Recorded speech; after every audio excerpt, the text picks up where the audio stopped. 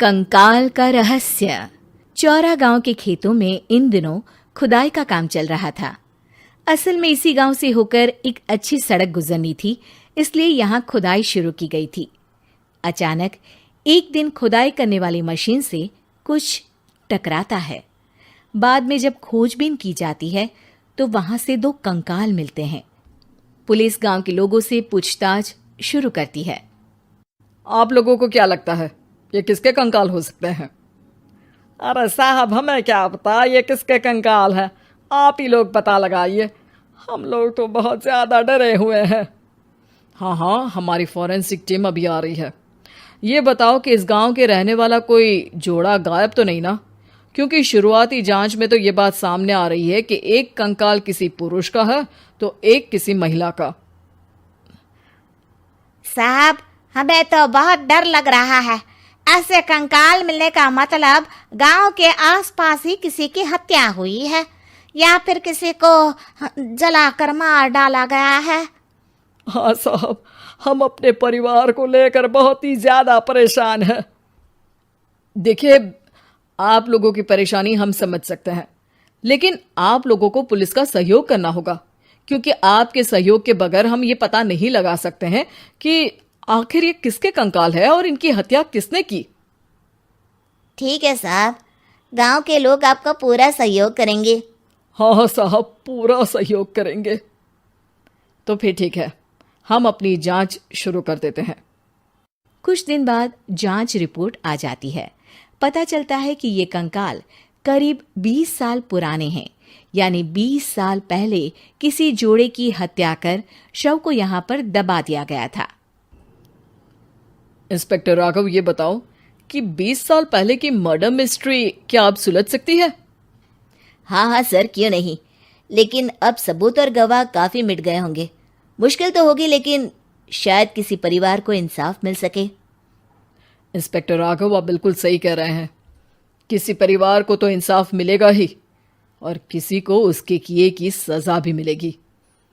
जी sir, मैंने तो जांच शुरू भी कर दी है।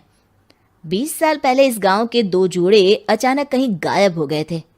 मैंने दोनों ही परिवारों के बाकी के सदस्यों से बातचीत शुरू की तो उन्होंने बताया कि उनके बच्चे शहर गए थे, लेकिन आज तक वापस नहीं लौटे हैं। लेकिन ये दोनों शव किस परिवार के सदस्यों के हैं, ये कैसे पता चल सकेगा?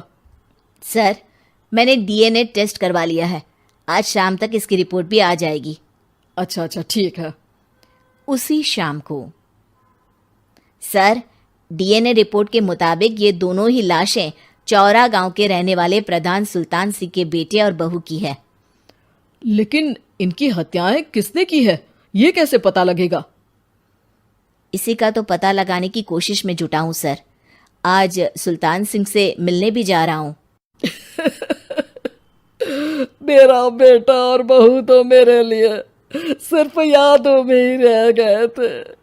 हमें उनकी लाशें तक नहीं मिल सकी थी। आज 20 साल बाद उनके कंकाल मिले हैं। मैं अब किसके लिए जीऊं?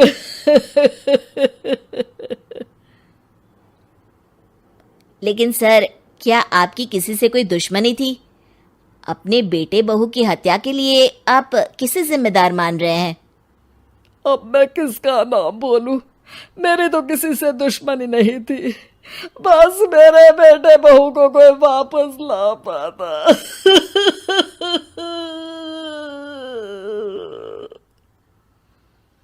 इसके बाद सुल्तान सिंह फूट फूट कर रोना शुरू कर देते हैं।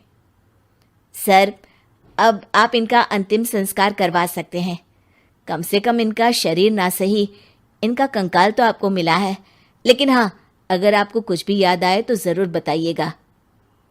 मेरी तो बेटा अब उम्र हो गई है, लेकिन मेरे बेटे और बहू के हत्यारों का ज़रूर पता लगाइएगा, क्योंकि जब तक हत्यारे पकड़े नहीं जाएंगे मेरा मन नहीं मानेगा।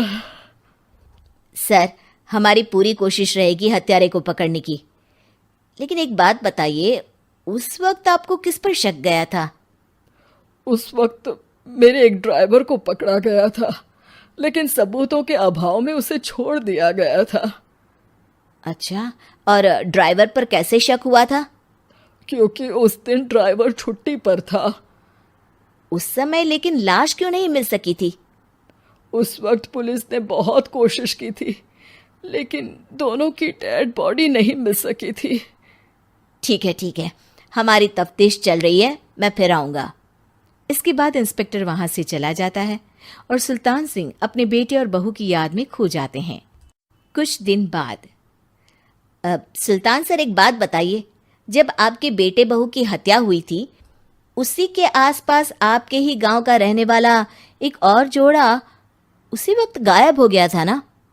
हाँ सर, अलका और अभिषेक, वो भी मेरे बच्चों जैसे ही थे। तो फिर वो कहाँ है?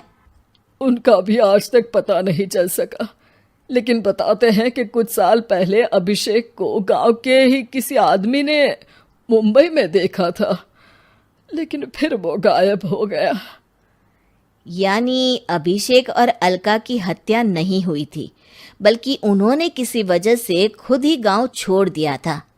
हाँ, हो सकता है, क्योंकि अभिषेक मेरे बेटे संतोष का अच्छा दोस्त था और उसका मेरे घर भी आना जाना लगा रहता था। हो सकता है कि उसने मेरे बेटे और बहू के बारे में सुन लिया हो और ये गांव छोड़ दिया हो सकता है। उनके परिवार का कोई अब नहीं रहता क्या इस गांव में? अब तो कोई नहीं रहता। एक चाचा थे, लेकिन उन्होंने भी अपना पुश्तैनी मकान बेच दिया है। वो भी अब कहीं शहर में ही बस गए हैं। ओह, अभिषेक और अलका के बारे में भी पता लगाना होगा। हो सकता है कि वही इस हत्या के बारे में कुछ बता सके। हो तो सकता है, लेकिन वो बेचारे तो खुद ही वक्त के मारे थे, वो क्या बताएंगे। फिर भी सर, जब केस दोबारा खुला है तो जांच तो करनी ही पड़ेगी, और इस बार तो लाशें भी बरामद हुई है। कुछ दिन तक लगातार तफ्तीश चलती रही। एक दिन थाने से सुल्तान सिंह को फोन आता है। हाँ, कौन बोल रहा है? सर, मैं कांस्टेबल तुलाराम बोल रहा हूँ थाने से। आपको थाने आना पड़ेगा।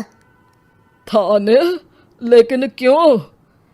सर, किसी की पहचान करवानी है।